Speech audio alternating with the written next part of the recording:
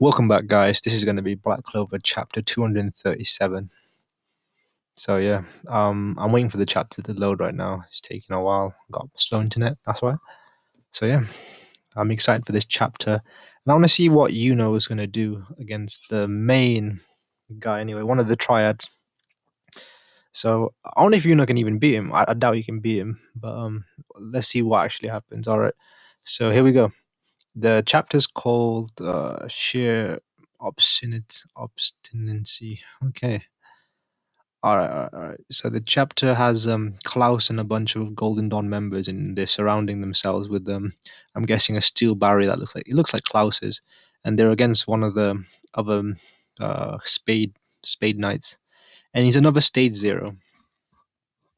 So I don't know. The power scaling feels a bit off right now because stage zero is meant to be on the same tier as the Wizard King, and the fact that these guys have so many stage zero members shows it just shows the immense difference in what do you call it, like fighting capabilities.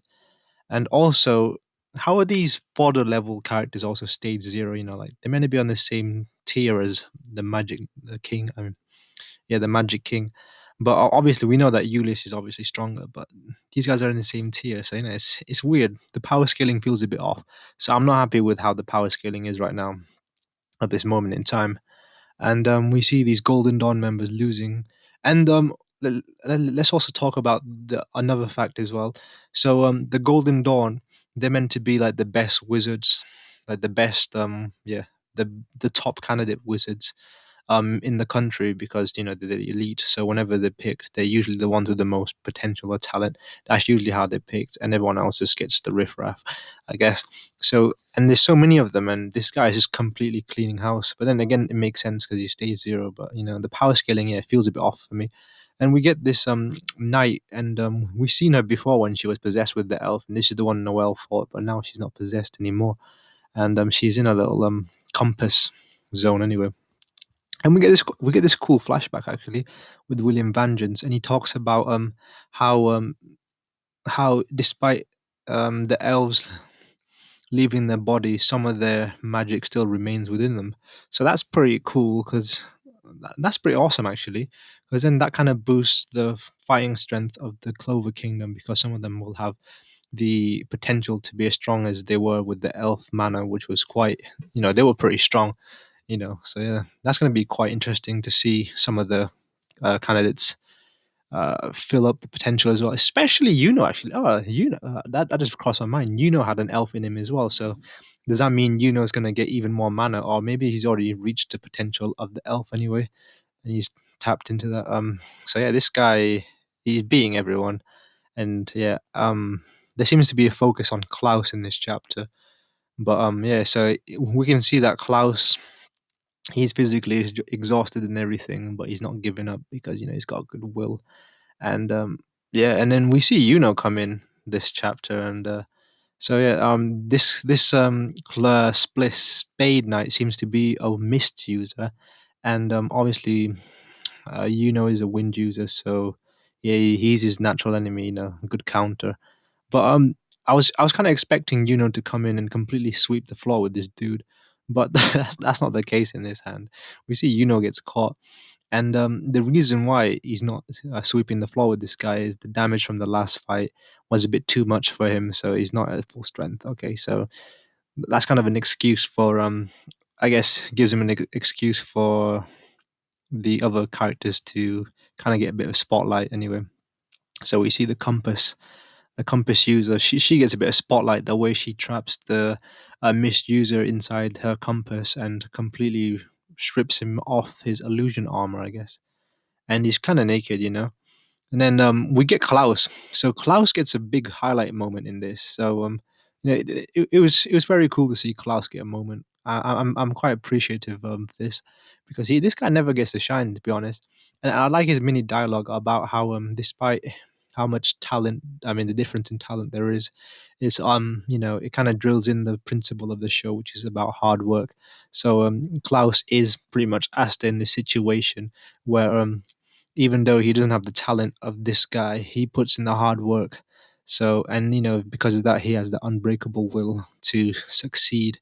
And yeah, that was pretty cool. I have to be, he sticks with it until the end. So that was pretty impressive. So I was really glad that Klaus got a moment to be the big boy in the chapter. I liked it, and yeah, that was pretty fun. So yeah, in this chapter, so the defeat of the Spade Knight kind of concludes the chapter, and we see, what do you call it, the member of the triad. I forgot who he's called, but we see him. The ceiling falls through, and we see William Vengeance all beaten up and tied up in his own ropes. Um, and we see that the triad member has beaten William Vengeance, so that's quite impressive. Just to show the power difference in the two, anyway. So I don't know how this is gonna happen, but I don't know what's gonna happen next. But I'm quite interested to see what's next, and also the fact that is not a full power either. Kind of, you know, it kind of gives him another disadvantage, and lowers his chances of actually winning against this guy anyway. So I doubt will win against this guy, but how he's gonna get away, because this guy looks kind of brutal and he looks like he'll kill anyone. So how is he gonna not get killed? Pretty much, is someone else gonna join in the fight, or what's gonna happen? Is William Vengeance? Oh, I mean, is Julius gonna come in and save the day? Or I don't know, but it's exciting to think what's going to happen with anyway, or is he going to tap into his new powers? So I'm quite excited to see what's going to happen next. But yeah, this chapter was it was quite brief and short, to be honest, but it got the job done. I really enjoyed the fact that this chapter was all about Klaus and his hard work, and his will to never give up even though he's against a strong opponent. I guess being around Asta so much has rubbed off on him. So yeah, that was quite cool to see the influence Asta has on other characters, I guess.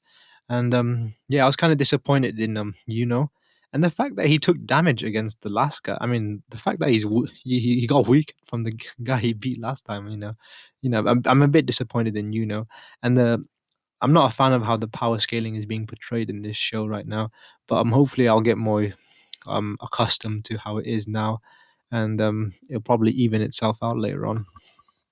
But for now, I'm not really feeling the whole inconsistencies, in my opinion. But I'm definitely liking how quick paced this arc is. This is what, like, 3 4 chapters into the arc, and we're already meeting one of the main bad guys, one of the top three generals. So the pacing is definitely amazing. That's what I like about Black Clover. The pacing is good, and yeah, the artwork in this was it was decent. I enjoyed some of the action panels in there. It was a bit shoddy in some of the drawings, especially of that weird guy. But I guess he's drawn like that. His design was a bit lazy, but I guess he's a fodder. But he's tier 0. He's level 0. But I don't understand though. But yeah, so this was it for me. Chapter 237. Peace out.